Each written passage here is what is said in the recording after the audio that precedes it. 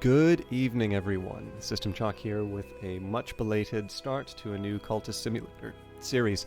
This is going to be an introductory video, so there's no gameplay, and this is going to be a little bit of a longer introduction because I'd like to get a little housekeeping for the channel as well. I know it's been a while since I've posted something.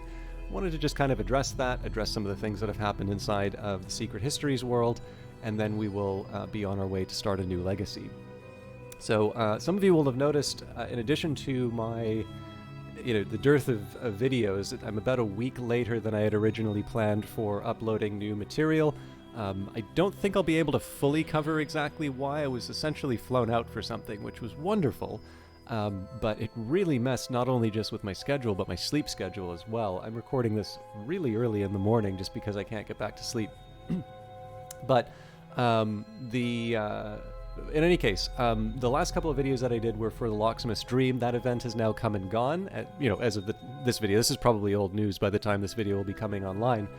And it looks like there's some photos and some really positive reviews. So I believe it would be 11? Well, no, it would be 11 rooms. So 22 guests? Something about that? Anyway, some lucky people got to experience the Locksmith stream.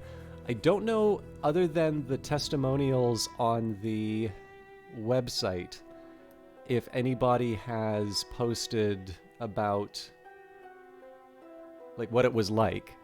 So I think at this point we're still getting information from Weather Factory and Tricuspid Limited. Tricuspid Limited is in fact the company that's running the Locksmith stream. It is sort of related to Weather Factory, but it is a separate entity, and the Locksmith stream is run by a gentleman named Ivan. We covered this. If you're interested in those details, those are in a previous video. And as more information becomes available, we will post it, or somebody will post it. I don't know if there's that much interest in what's going on with the Locksmith stream.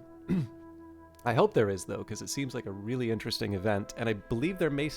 No, there's definitely still tickets available. There's a couple of them that are getting close to sold out, but I think... In fact, I believe Alexis put out a post saying that it's an experimental project right now, so it may not necessarily continue into the next year, which would be a shame, because it really does look interesting. But I know they also said that it's kind of like a loss-making thing this year, so presumably they do not want to have something that's losing them money every year.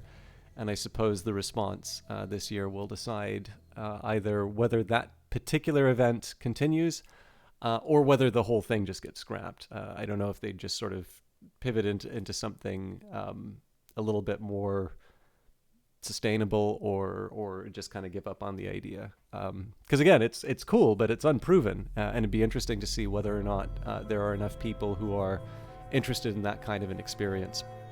If you haven't, though, definitely those photos are really impressive. So something worth checking out.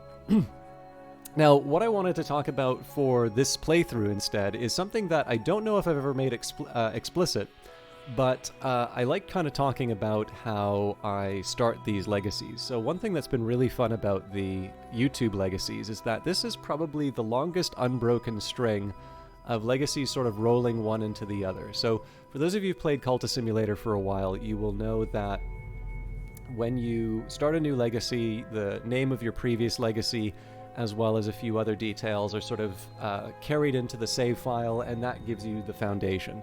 And this really, it doesn't matter how it ended, that's going to be true. But one unfortunate reality for me is, instead of having this nice long unbroken string of legacies, what's happened to me is that I'll often do things like the Steam events or the other material for Cultist Simulator, and that'll usually mean that I get a special save file.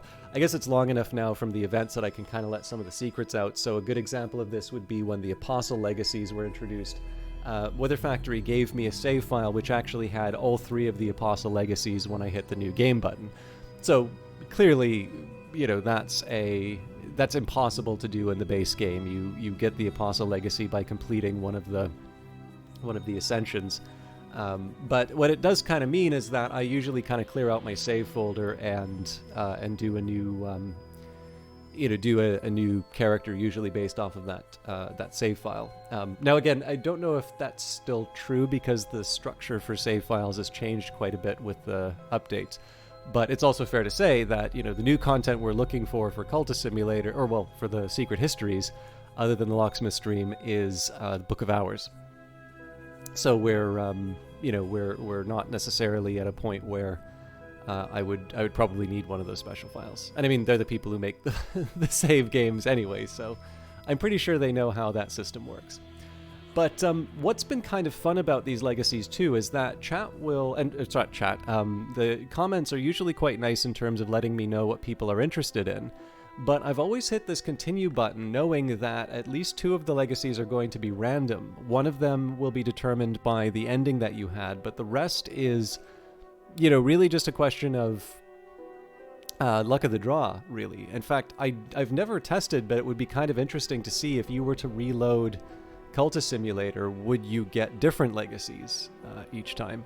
Maybe that's an experiment to try another time, but in any case, that was one of the reasons why I was interested in doing the Dancer, but I was delighted that when I hit the continue button, the Dancer was actually there. Now, this time around, there wasn't a specific preference for a legacy. I will just mention, I think it was Takri who said that it would be neat to see a challenge run, and I do have a couple of ideas for challenge runs, but especially because it has been a long time since I've put up a video, and then more importantly, I know that I'm going to be doing some other videos. If there's Locksmith Dream material to share, I'm going to be putting up a few of those, along with just some of the other things that I've been working on. I also know that there may be little gaps in terms of this particular playthrough, just in terms of other things that might be time sensitive that get uploaded. So with that in mind, we are going to continue this legacy, and I'm going to treat it like I did last time here. I'm not going to do sort of a special challenge for myself, but I'm just going to play it straight.